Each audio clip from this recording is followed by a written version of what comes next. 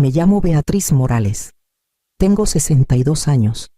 La mayoría me diría constante, tal vez demasiado.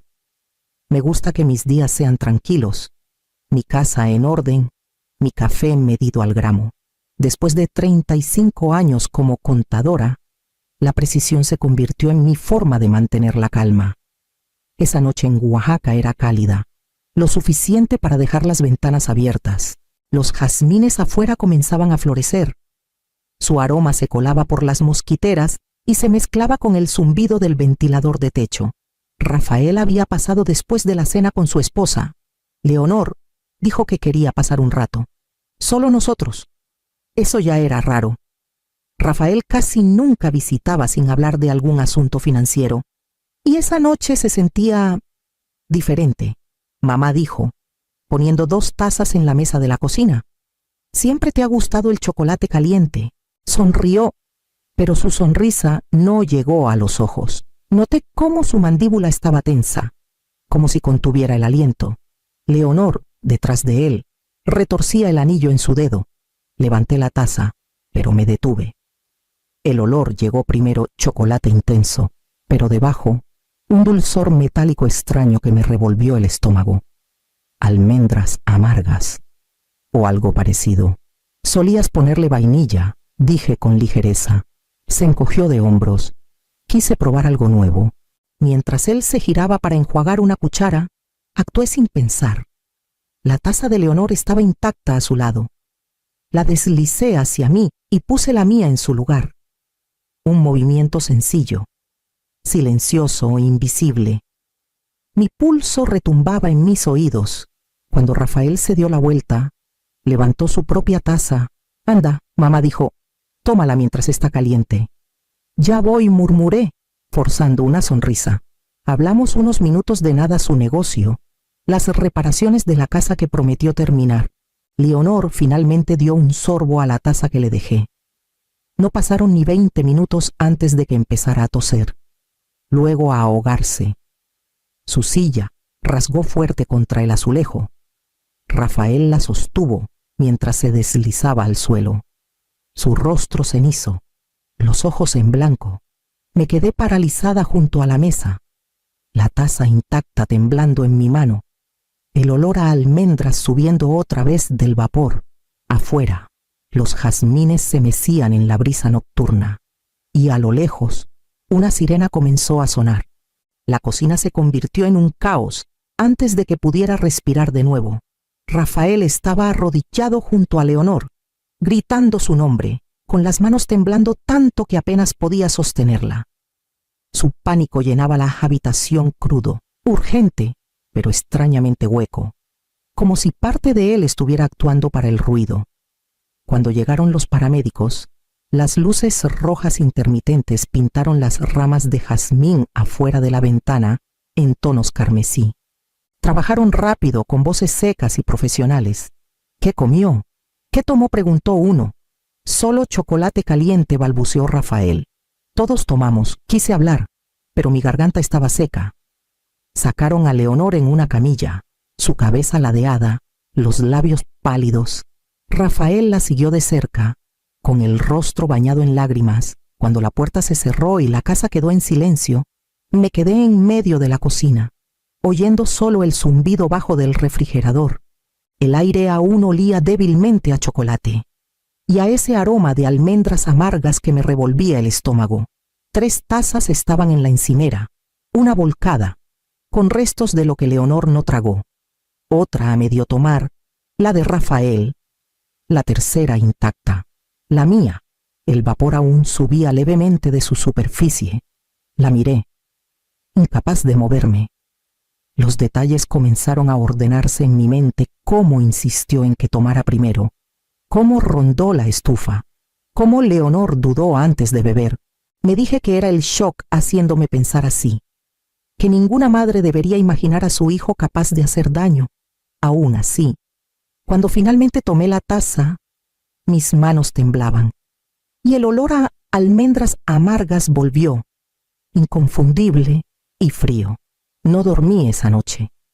La casa olía débilmente a desinfectante donde trabajaron los paramédicos, pero bajo eso persistía ese dulzor metálico, el fantasma de las almendras. Me senté en la mesa de la cocina hasta el amanecer, mirando el anillo pálido que la taza de Leonor dejó en la encimera. Era más fácil enfocarme en cosas pequeñas, el ritmo del ventilador de techo, el tic-tac ruidoso del reloj, que enfrentar los recuerdos que emergían, uno tras otro, como si esperaran permiso. La voz de Rafael vino primero, de semanas atrás. No deberías vivir sola en una casa tan grande, mamá. Podrías venderla y descansar, lo dijo casual, apoyado en el marco de la puerta, pero con los ojos fijos en la carpeta de la hipoteca en la encimera. Me reí, diciendo que no estaba lista para dejar la casa que su padre restauró con sus manos. Rafael no sonrió. Luego estaba el negocio que intentó, una empresa de remodelaciones que nunca despegó. Pidió prestado a amigos, gastó sus ahorros, luego vino a mí por ayuda. Me negué. Contacto, porque ya lo había ayudado antes. Estuvo furioso días, llamando mi decisión desagradecida, y Leonor, pobre Leonor, de voz suave, siempre estuvo entre nosotros como una sombra, sus dedos trazando el borde de su anillo de bodas mientras discutíamos. Recordé cómo su risa se desvaneció el último año, reemplazada por una cortesía que parecía miedo. Años antes, hubo un incidente con mi firma. Lo descubrí por casualidad. Rafael usó mi nombre en un pequeño préstamo inmobiliario, diciendo que pensó que lo aprobaría. Se disculpó. Prometió que no volvería a pasar. Lo perdoné entonces. Quise creer que solo estaba desesperado, no deshonesto. Ahora, en la luz de la mañana, el patrón era demasiado claro. Las peticiones, la culpa, el enojo tras un no. ¿Cuántos momentos pequeños descarté como estrés, como frustración, como mi hijo solo intentando dar lo mejor? Un pájaro azul aterrizó en la baranda del porche, picoteando la ventana. El sonido me trajo al presente. Vertí el chocolate frío por el drenaje, viendo el líquido girar como algo venenoso. Aún no sabía exactamente qué pasó en mi cocina, pero una voz en mí constante, analítica, la que alguna vez equilibró libros contables, empezaba a susurrar una verdad que no quería escuchar. Algo en mi familia se había roto mucho antes de que se sirviera esa taza. Por la mañana, la luz a través de las persianas de la cocina parecía demasiado limpia para lo que había pasado. Me moví despacio, cuidando no alterar nada. Las tazas seguían donde las dejamos, la de Rafael a medio tomar, la de Leonor volcada, la mía intacta. Las alineé en la encimera. El olor tenue pero presente, lo bastante fuerte para apretarme la garganta. Encontré 3 frascos de vidrio en la despensa y vertí lo que quedaba de cada taza, etiquetándolos con la precisión que usaba para registros financieros. El hábito mantenía mis manos firmes. La emoción llegó después.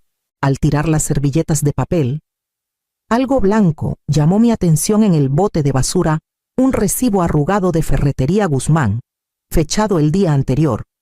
Mi nombre no estaba, pero la lista me heló la sangre: extracto de almendra, pastillas para control de plagas, guantes. Rafael había estado ahí. Por un largo momento, me quedé en silencio. El zumbido del refrigerador llenando el espacio donde debía estar mi respiración.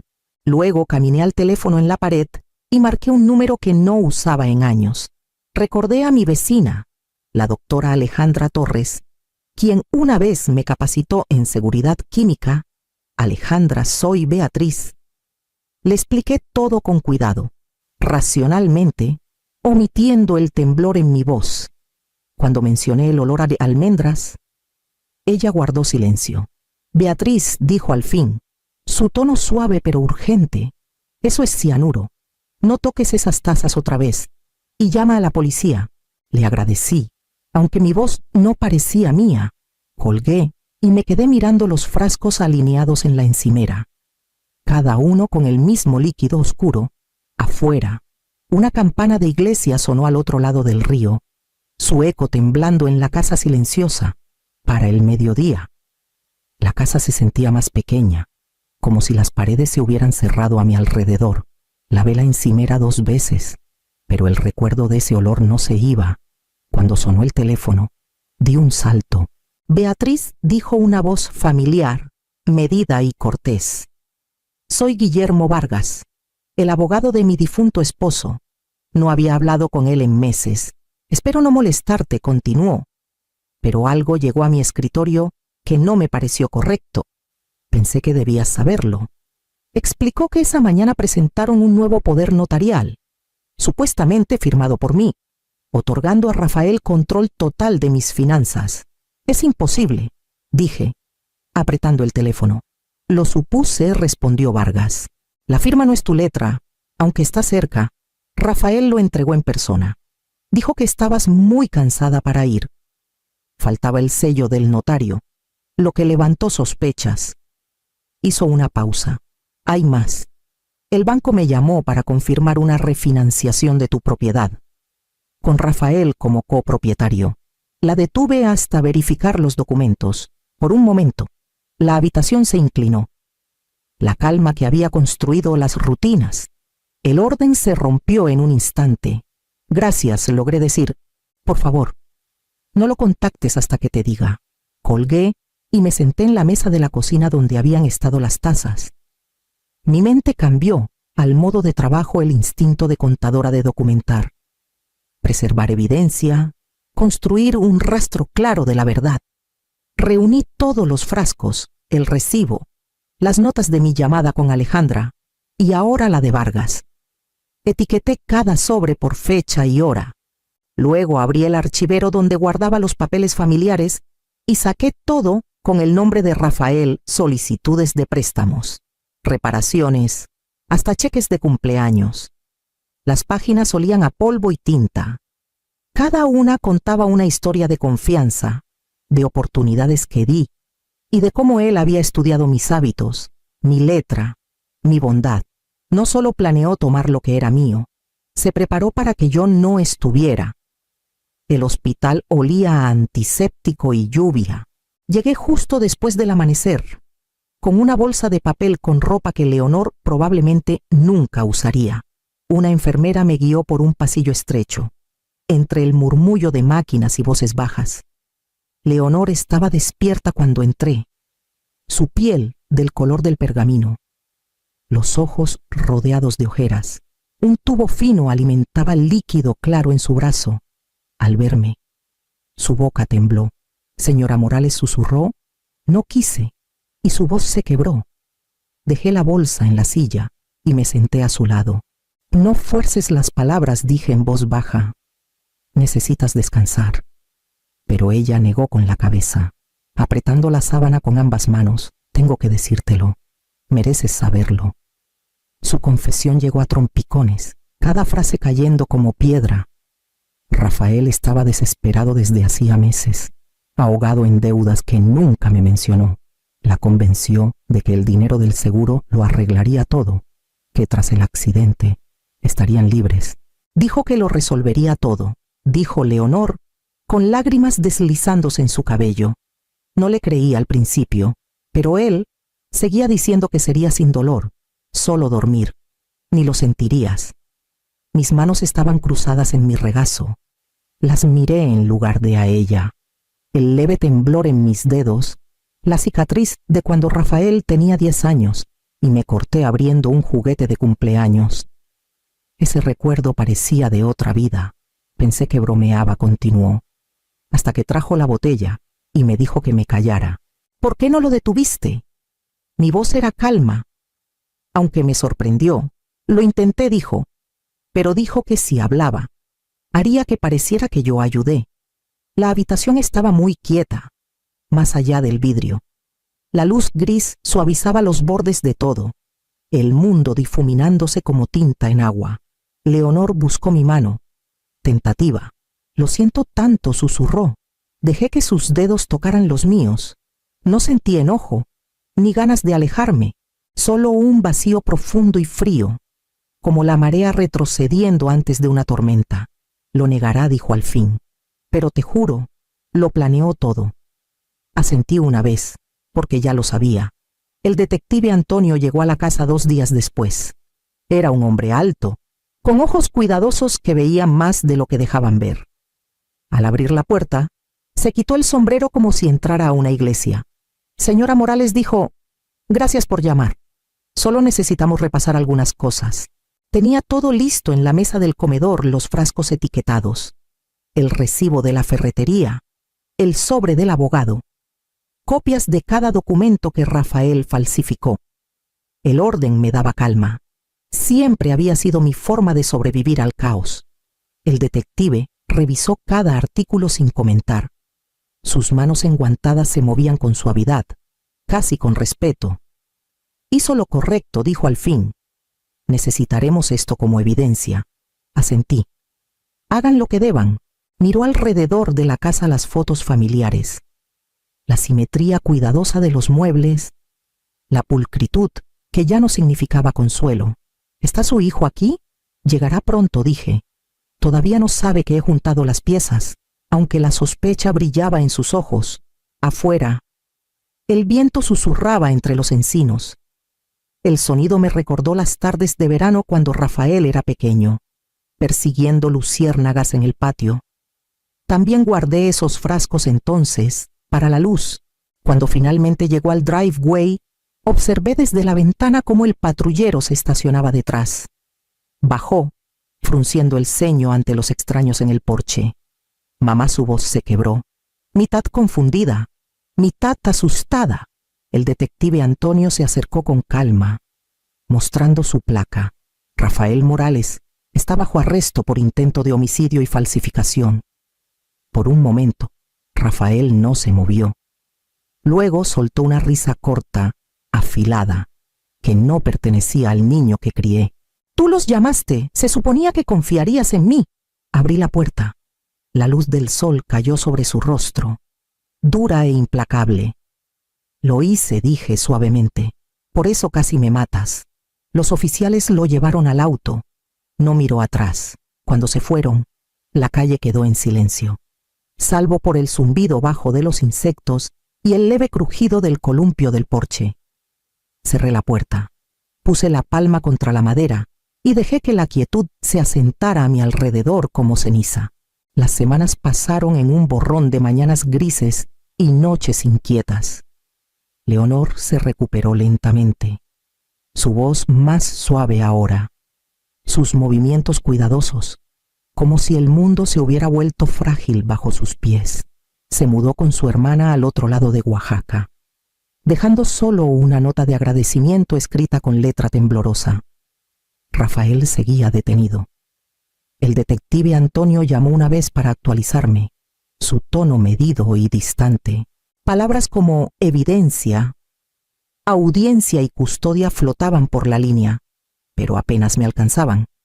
Solo oía el silencio que seguía. Los vecinos comenzaron a murmurar. Supongo que querían ayudar, tocaban la puerta con cazuelas y preguntas corteses, pero su compasión parecía lástima envuelta en curiosidad.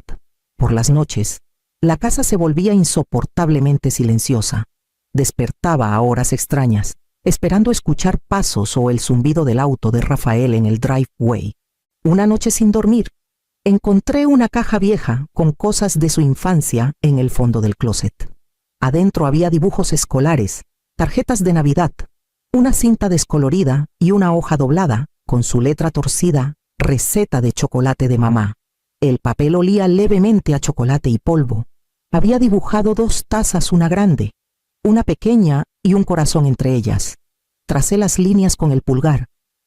El chocolate que alguna vez significó consuelo casi fue mi final. La dulzura del recuerdo se había vuelto veneno. Para el fin del verano, comencé a moverme por la casa sin sobresaltos. El silencio ya no sentía como castigo. Era solo espacio. Mío otra vez. Me reuní con el señor Vargas en su oficina en el centro de Oaxaca, la misma donde mi esposo y yo firmamos nuestra primera hipoteca hace 30 años, juntos. Reescribimos todo mi testamento, los planes de mi patrimonio, cada documento que alguna vez llevó el nombre de Rafael. Dejé una parte de mis ahorros a la Biblioteca Pública de Oaxaca. El lugar que siempre fue hogar cuando el mundo afuera se volvía ruidoso, de vuelta en mi cocina. Mantuve las luces brillantes, los estantes ordenados. El olor a chocolate se había ido, en su lugar. Preparaba té, fuerte y sencillo. Cuando las mujeres del centro comunitario me preguntaron si enseñaría contabilidad una vez por semana, dudé solo un momento antes de aceptar. La mayoría eran madres solteras cansadas, esperanzadas, más valientes de lo que sabían. Mostrarles cómo equilibrar cuentas y planear pequeños sueños se sentía como aprender a respirar de nuevo. Había un poder callado en la estructura, en ayudar a alguien a construir lo que yo casi perdí. Algunas tardes miraba por la ventana del aula y veía a los niños esperando a sus madres, riendo, ajenos a lo frágil que puede ser la seguridad. Por primera vez en años, ya no vivía con miedo de lo que el amor podía quitarme. La primavera llegó temprano ese año, suave y cálida, rozando los jazmines afuera de mi porche hasta hacerlos florecer. Oaxaca seguía su ritmo lento, carruajes traqueteando por la calle Benito Juárez. Campanas de iglesia marcando las horas, pero dentro todo se sentía más quieto, más ligero. Esa noche preparé chocolate para mí, solo chocolate, sin miedo, sin recuerdos que pudieran herirme. El aroma llenó suavemente la cocina, y por primera vez fue solo eso, el olor de algo simple y bueno. En el porche, el aire traía un toque de sal del río. Encendí la vieja lámpara que Rafael arregló hace mucho, recordando al niño que fue antes de que las decisiones oscurecieran nuestro hogar. La bombilla titiló una vez antes de brillar firme. Esta luz ya no es para esperar, susurré. Es para la paz. Al otro lado de la calle, los niños jugaban bajo los encinos cubiertos de musgo, sus risas desvaneciéndose en el zumbido suave del atardecer. Adentro, sobre la mesa, había una carta de Leonor. Escribió desde Chiapas, donde comenzó un nuevo trabajo en una florería. Estoy aprendiendo a respirar de nuevo, decía. Gracias por creerme cuando no podía creerme a mí misma. Doblé la carta y la puse junto a mi taza. La luz del porche proyectaba un brillo tranquilo sobre los escalones, alcanzando justo hasta la puerta del jardín. Me recosté en mi silla, sintiendo el peso de los años aliviarse de mis hombros. Por primera vez, el silencio no estaba vacío, estaba lleno de todo lo que sobreviví y todo lo que finalmente era libre de ser.